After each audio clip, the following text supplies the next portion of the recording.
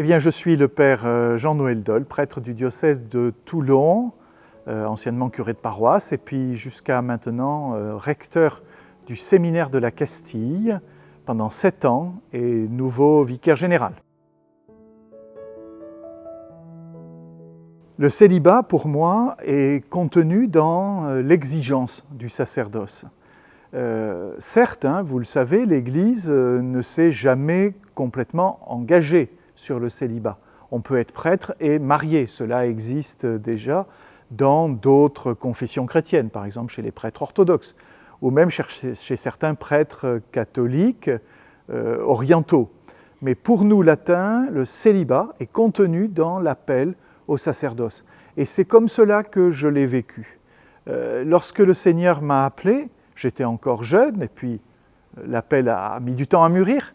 Pour moi, ça a été une évidence intérieure que ce célibat. Lorsque le Seigneur nous appelle, nous avons envie de tout lui donner. Le Seigneur nous demande tout, toute notre disponibilité, toute notre intelligence, toute notre capacité d'action, et puis surtout toute notre capacité d'aimer qui doit être consacrée à lui et ensuite à ceux qu'il nous confiera dans le cadre de l'Église. Ce n'est pas vraiment une anecdote, mais c'est un témoignage personnel du fait que le célibat est parfois, c'est vrai, il ne faut pas se le nier, il est parfois objet de combat. Il y a des moments où cela peut être plus pesant pour certains de nos confrères, où la solitude peut se faire peut-être davantage sentir et où on doit se rappeler, sous le mode du combat, l'amour premier que le Seigneur nous a donné et qu'en sens inverse, on lui a donné nous aussi. Mais c'est aussi et surtout le lieu d'une grande fécondité. C'est-à-dire que tout notre célibat est marqué par cette disponibilité.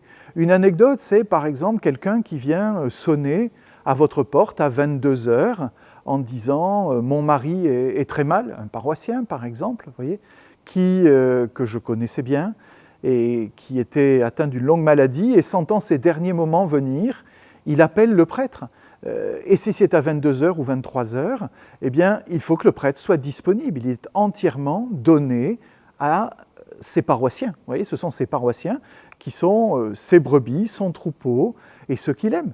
Voilà. Ou alors, autre témoignage, vous voyez, de la fécondité de ce célibat. Certes, je n'ai pas d'épouse et je n'ai pas d'enfants, mais mes enfants, ce sont ceux que le Seigneur me confie.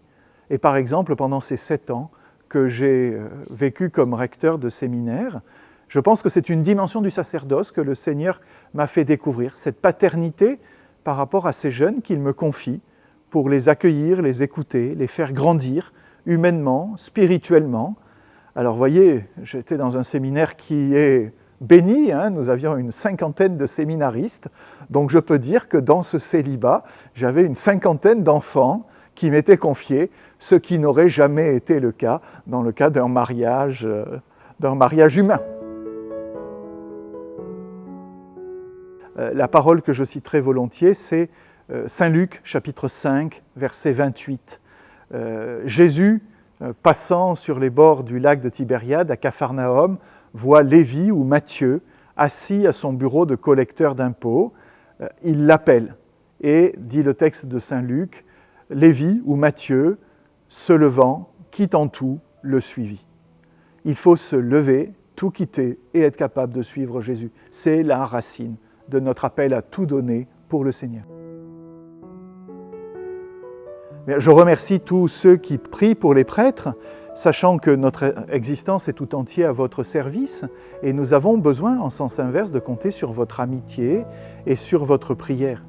Vous savez combien le célibat est mal compris aujourd'hui, combien dans la mentalité publique il est anormal que les prêtres soient différents, ne soient pas mariés.